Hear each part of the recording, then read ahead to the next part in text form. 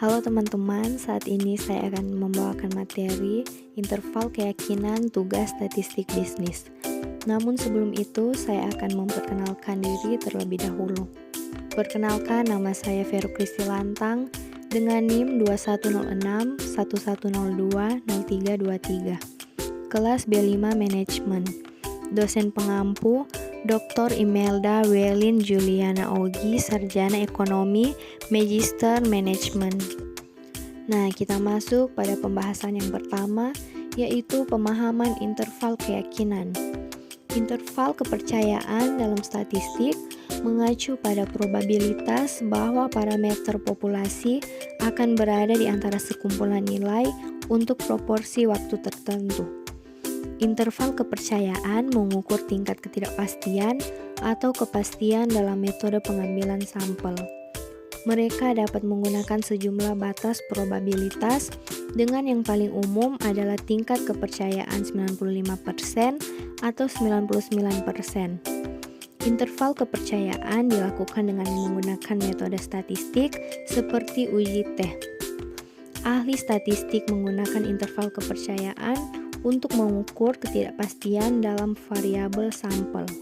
Misalnya, seorang peneliti memilih sampel yang berbeda secara acak dari populasi yang sama dan menghitung interval kepercayaan untuk setiap sampel untuk melihat bagaimana sampel tersebut dapat mewakili nilai sebenarnya dari variabel populasi.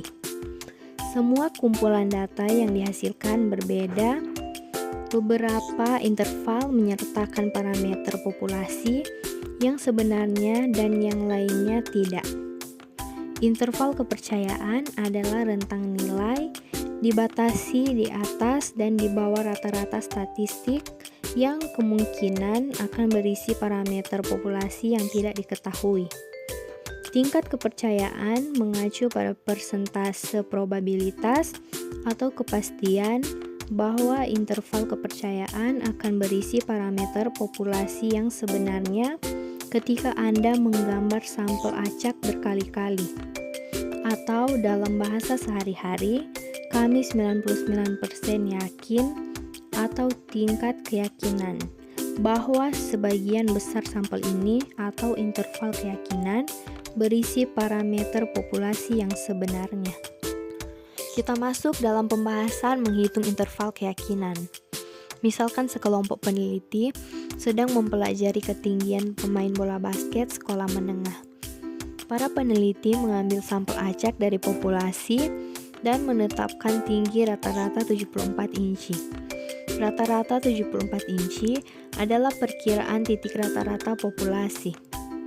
Estimasi titik dengan sendirinya memiliki kegunaan terbatas karena tidak mengungkapkan ketidakpastian yang terkait dengan estimasi.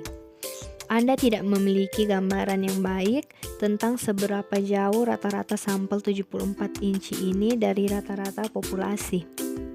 Apa yang hilang adalah tingkat ketidakpastian dalam sampel tunggal ini.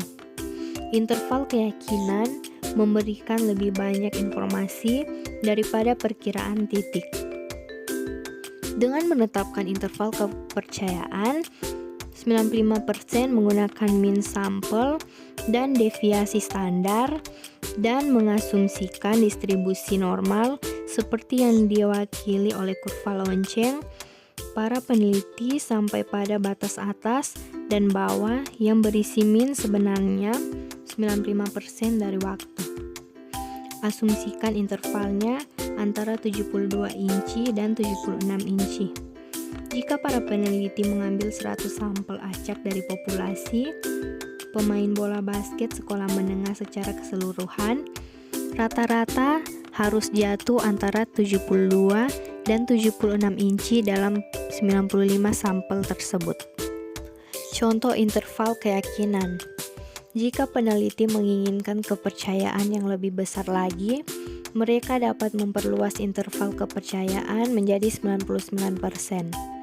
Melakukan hal itu selalu menciptakan jangkauan yang lebih luas karena hal itu memberi ruang bagi sarana sampel yang lebih banyak. Jika mereka menetapkan interval kepercayaan 99%, antara 70 inci dan 78 inci, mereka dapat mengharapkan 99 dari 100 sampel yang dievaluasi mengandung nilai rata-rata di antara angka-angka ini. Sebaliknya, tingkat kepercayaan 90% menyiratkan bahwa kita mengharapkan 90% dari perkiraan interval untuk memasukkan parameter populasi dan seterusnya. Kita masuk dalam pertimbangan khusus.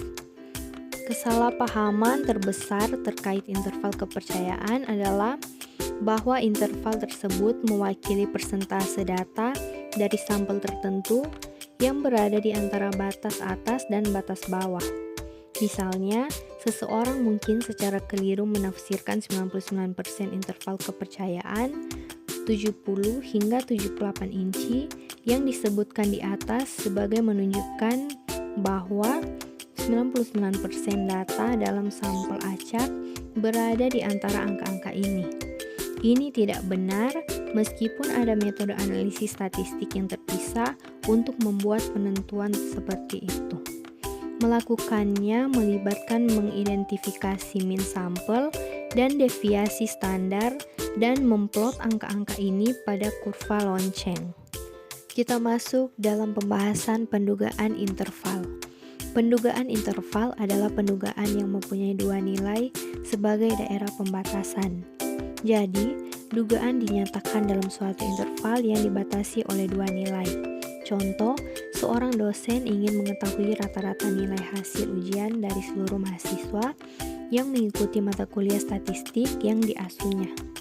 Untuk keperluan tersebut, diambil sampel sejumlah 10% berdasarkan hasil perhitungan yang dilakukan diperoleh nilai rata-ratanya berkisar antara 72 sampai dengan 83. Dalam banyak melakukan pendugaan parameter, pendugaan interval lebih banyak digunakan dibanding pendugaan titik karena dalam pendugaan interval menggunakan tingkat kepercayaan atau keyakinan tertentu sehingga kesalahan hasil pendugaan interval relatif lebih kecil dibanding pendugaan titik.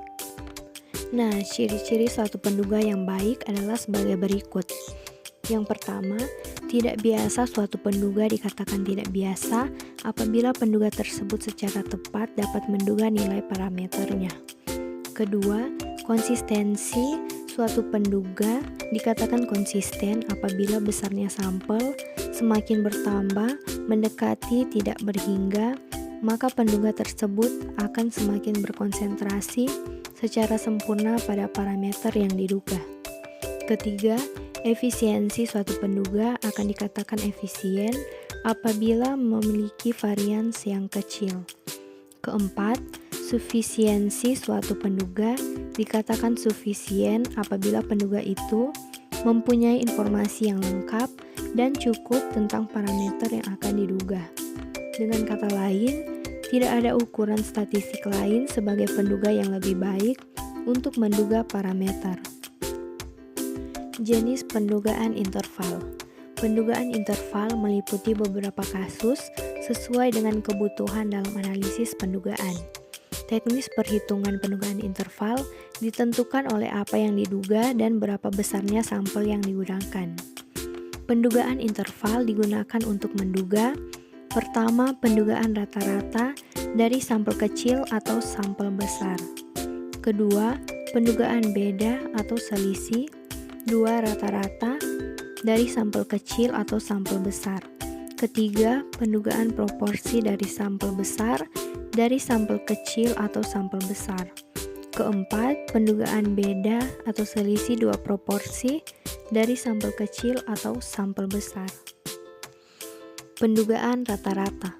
Dalam melakukan pendugaan terhadap rata-rata atau min populasi dengan menggunakan data yang diperoleh dari sampel, terdapat beberapa hal yang terlebih dahulu harus diperhatikan, yaitu: pertama, ukuran sampel.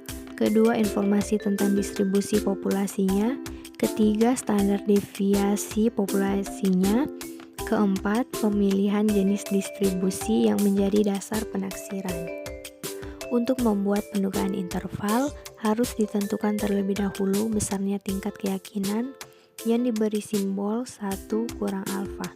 Umumnya tingkat kepercayaan yang digunakan adalah 90%, 95%, dan 99%. Berdasarkan dalil batas rumusat, pernyataan probabilitas dapat dituliskan sebagai berikut, seperti yang tertera di slide.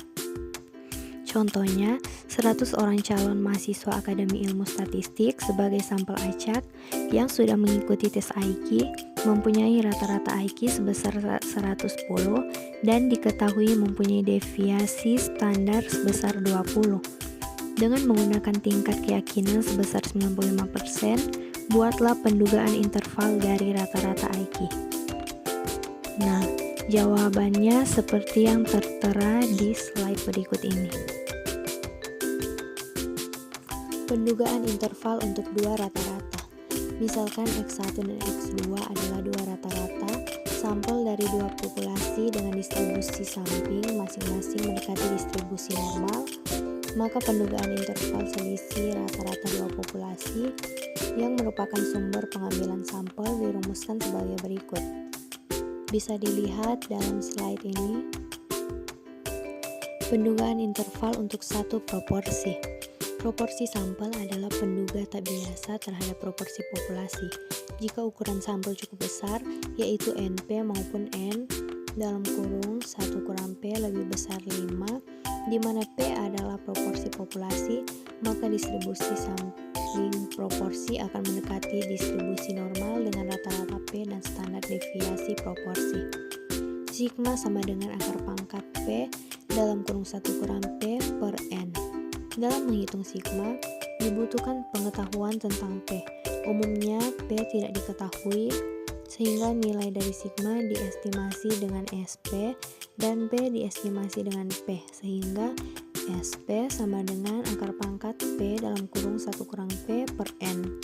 Akar pangkat N kurang N per N kurang 1 untuk populasi berhingga, dan SP sama dengan akar pangkat P dalam kurung 1 kurang P per N.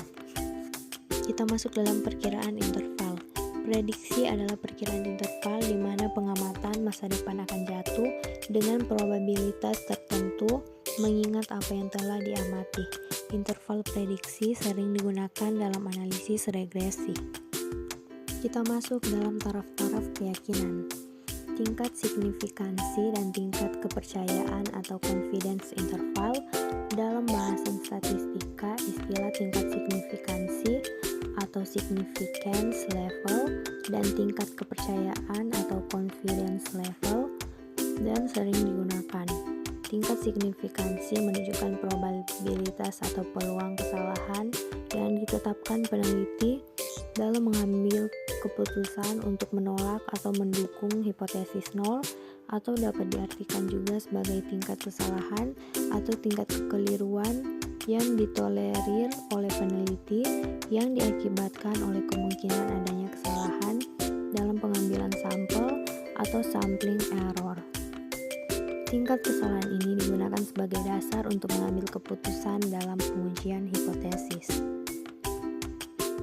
Kita masuk dalam interval keyakinan untuk rata hitung.